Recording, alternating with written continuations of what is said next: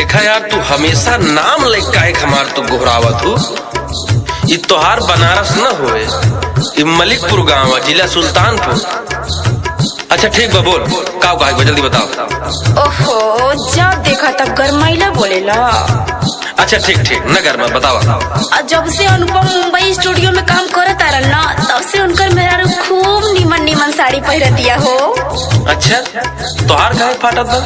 ए, एक बात कही। हाँ बोल। अच्छा तो सुना, गुलाबी साड़ी लेब राजा जाना कि नहीं, गुलाबी साड़ी लेब राजा जाना कि नहीं, गुलाबी साड़ी लेब राजा जाना कि नहीं, गुलाबी साड़ी लेब राजा जाना कि नहीं। तेरी की ये सुमनी, एक बात जान ले, हम अनुपम मौर्य के न्याय म्यूजिक डायरेक्टर न हो, ढेर रुपये कमाई थे। यही घरे रह के खेती बाड़ी कई के कैसे खावा जात बा, तो का एक थी रोज फरमाइश लाग रहा था। तोहसे तो कोनो बातें करल बेकार बा। सुना, ढेर अजीरन करबू न। हाँ तो का करबा बतावा। सुन देख हम का करी थे। जो तू रानी गुलाबी साड़ी लेबू, जो तू रानी गुलाबी साड़ी लेबू,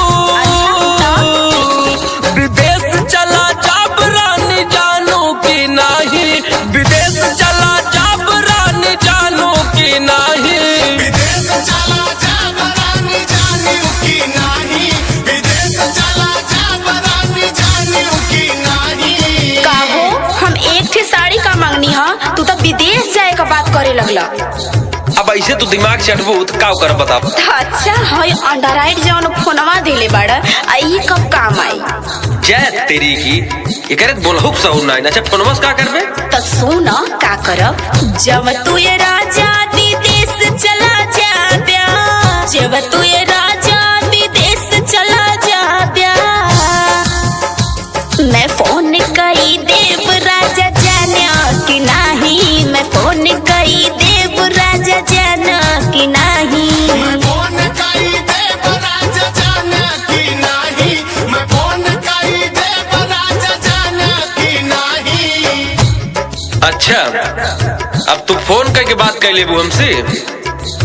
हिया तक देखा मनोज गोसाई इतना फोन करत है, एको बार उठाई थुन के, तो तू कैसे जान लू तू फोन कर देबू तो हम तो सी बात कर ली। तो सुन, हमरो पास दिमाग बा, का करब सुना। जो तू रानी फोन कर देबू, जो तू रानी फोन कर देबू, जवाब नहीं देब रानी जानू की नहीं, जवाब नहीं देब रानी जानू की नहीं, जवाब नहीं देब रानी जानू कि नहीं, जवाब नहीं देब रानी जानू कि नहीं। अच्छा तो हमके तू अनपढ़ समझत है, हमहू पढ़ल लिखल हई, दुनियादारी देखले हई, ठीक बा।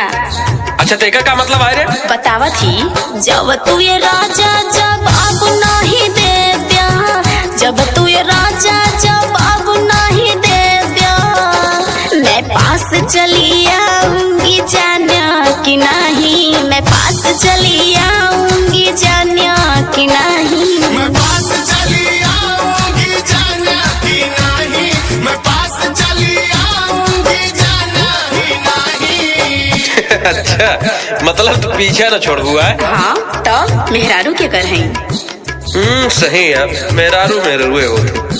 दीवान जी सही कहा रहे, मेहरारू क्यों जीत ना सकत। अच्छा तो सुना, जो तू रानी